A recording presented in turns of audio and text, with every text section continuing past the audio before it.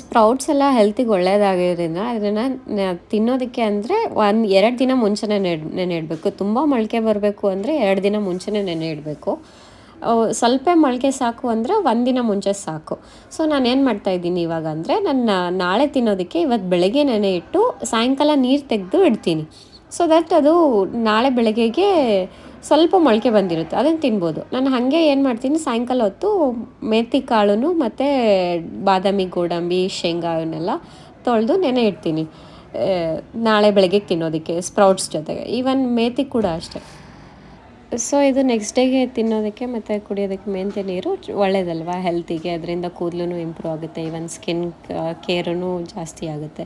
ಇದು ನೋಡ್ಬೋದು ನೀವು ಇವಾಗ ಚಿಕ್ಕದಾಗಿ ಇದು ಮೊಳಕೆ ಬಂದಿದೆ ಸ್ಪ್ರೌಟ್ಸ್ಗೆ. ನಾನು ಇದು ಸ್ಪ್ರೌಟ್ಸಲ್ಲಿ ಏನೇನು ಹಾಕ್ತೀನಿ ಅಂದರೆ ಮಡಿಕೆ ಕಾಳು ಮತ್ತು ಹೆಸರು ಕಾಳು ಈ ಎರಡನ್ನ ಎಣ್ಣೆನೇ ಇಡ್ತಿದ್ದೀನಿ. ನೀವು ಬೇಕಿದ್ರೆ ಅದಕ್ಕೆ ನಾನು ಬೇರೆ ಏನು ಇಂಗ್ರೀಡಿಯೆಂಟ್ಸ್ನೂ ಇನ್ನು ಬೇರೆ ಕಾಳುಗಳನ್ನೂ ಆ್ಯಡ್ ಮಾಡ್ಕೋಬೋದು.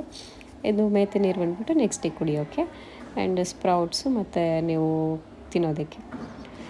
ಸೊ ಸಬ್ಸ್ಕ್ರೈಬ್ ಮಾಡಿ.